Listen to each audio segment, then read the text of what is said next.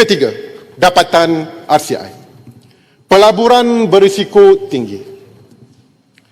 Tekanan untuk mengumumkan bayaran dividen yang tinggi dari tahun ke tahun mendorong tabung haji, membuat beberapa pelaburan yang berisiko tinggi sehingga mengalami kerugian pelaburan yang mencecah berbilion-bilion ringgit. Di samping itu, laporan RCI telah mengenal pasti 14 pelaburan bermasalah yang dikaitkan dengan kerugian menjangkau berbilion ringgit. Antara yang ketara adalah Putrajaya Perdana, Ar-Raudah, PTTH Indo Plantations, True Rich dan FGV yang melibatkan kepentingan pihak-pihak tertentu. Pelaburan yang terlibat diluluskan menteri setelah diperakui dan disyor oleh lembaga pengarah untuk kelulusan sepanjang tempoh antara 2010 sehingga 2017. Sebagai contoh, Tan Sri Dato', pada 2015, 2016, 2017, tabung haji telah memajak 4 hotel di Mekah dan Madinah dan telah membayar kira-kira 1.55 bilion ringgit secara upfront kepada Ar-Raudah bagi pajakan selama 10 hingga 18 tahun.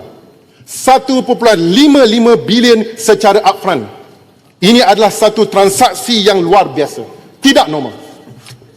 Tidak cukup dengan itu, tabung haji telah melantik Ar-Raudah sebagai pengendali hotel bagi keempat-empat hotel tersebut sebagai melalui perjanjian pengurusan dan operasi dengan pendapatan sewa pajakan berjumlah Saudi Rial 2.490 bilion. Sebagai balasan, tabung haji hanya mendapat nota janji, promissory note yang dijamin secara peribadi oleh Dr. Masroor Ali Omar Al-Madudi, pemilik syarikat Ar-Raudah.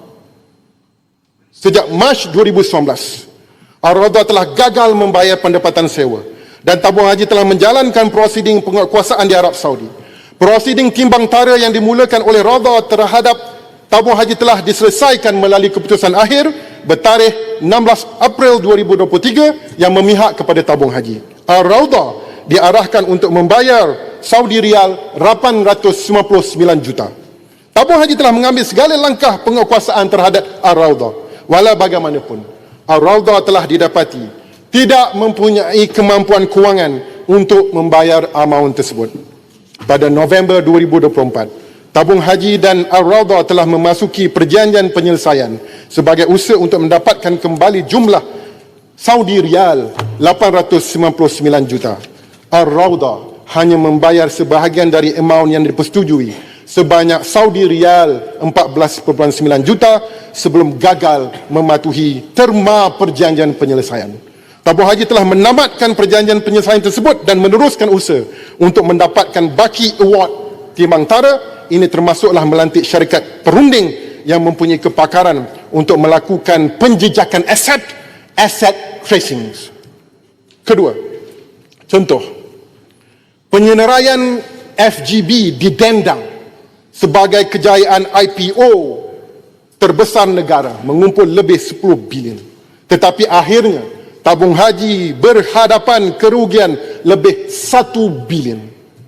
Ketika harga saham menjunam, tabung haji terus memegang saham walaupun nilainya jatuh lebih 80% dan hanya membuat perubahan dasar rosot nilai untuk sorok dan mengaburi kerugian. Ketiga, yang ini perlu diberikan perhatian. Tabung haji telah melabur dalam Putrajaya Perdana, meletak pengurusi tabung haji ketika itu sebagai pengurusi Putrajaya Perdana. Orang yang sama, pengurusi tabung haji, pengurusi Putrajaya Perdana. Dan kemudian syarikat terheret dalam urus niaga 1MDB. Akhirnya, tabung haji rugi 145.3 juta ringgit. Keempat, tabung haji juga telah membeli tanah di TRX daripada 1MDB ketika kontroversi sedang memuncak. Persoalan besar timbul apabila CEO tabung haji merupakan ahli lembaga pengarah 1MDB.